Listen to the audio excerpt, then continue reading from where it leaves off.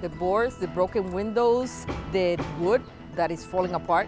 The house down the street from Guadalupe Donnelly's home has become an eyesore. It looks like Frankenstein's home. No monsters here, just a home to stray cats and abandoned tires. How long has it been like this? I will say at least 15 years. New Haven City Hall has heard a lot about this boarded up and rotting 4-bedroom, 3-bathroom house, and yet here it sits. For years and years and years and years, people have been complaining, and we're still dealing with the same thing. But our taxes keep going up. That hasn't changed.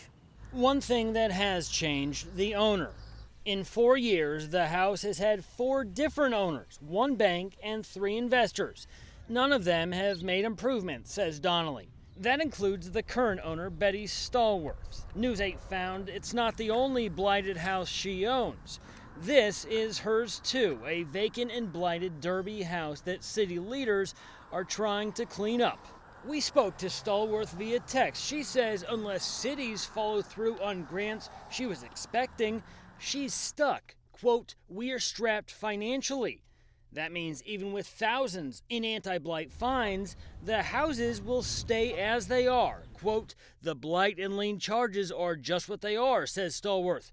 Can't change anything on that. These two are examples of what cities and towns go through to get vacant houses cleaned up. With student researchers from Quinnipiac University, News 8 poured through thousands of records to find how communities are tackling the issue of abandoned properties. New Haven alone has more than 500 vacant properties, and in New Haven County, there's an estimated 35,000. In recent years, cities like New Haven have seen banks offload vacant properties. The houses are picked up by eager investors, getting property on the cheap, hoping to flip them for a profit. Sometimes that owner is hundreds, even thousands of miles away. But not all of them. There are those like New Haven resident Anthony Willoughby and 87 Button Street. You know, it had some sentimental reasons that I wanted to maybe get a chance to take it back. He first bought this now vacant home in 1977. Now it's up for sale again, this time through a foreclosure auction. Willoughby and his family want to own it a second time. I bought this house when I was 19 years old in high school. Everybody said you couldn't do it. Mortgage financing giant Fannie Mae outbids the Willoughbys.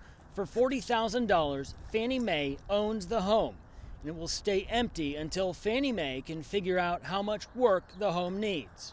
Willoughby's take is that whoever owns the property should be working to find someone to live in it.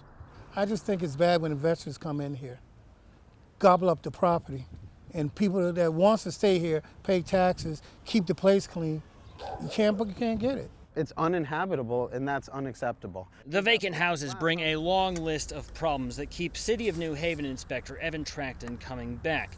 His job works like this. He tries to work with property owners to fix the vacant homes. If they don't, they pay. The way we approach anti-blight is through the civil citation process. Our job is to shepherd these through the process. Don't let them be long-term vacancies. If an owner ignores calls to fix a property, the city fixes it for them and the taxpayer pays the bill. We should put in a call to Ocean Management. They really need to tighten this up. In just the last year, New Haven taxpayers have spent almost $150,000 cleaning up empty properties. So if a piece of property looks like this one for too long, the city has options. They can find that property owner $100 a day. We crunched the numbers for how many of these fines are being handed out. In 2015 and 2016, property owners owe the city more than $83,000. For New Haven, the answer to the abandoned home crisis may come from a nearby city that has taken a different approach and is seeing the number of vacant properties come down.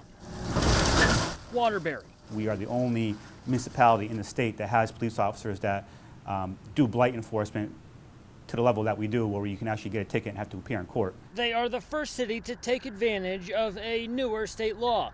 Property owners can be charged with a crime, a misdemeanor summons, if problems go on for too long. Waterbury says owners are listening. When I knock on somebody's door, maybe nothing.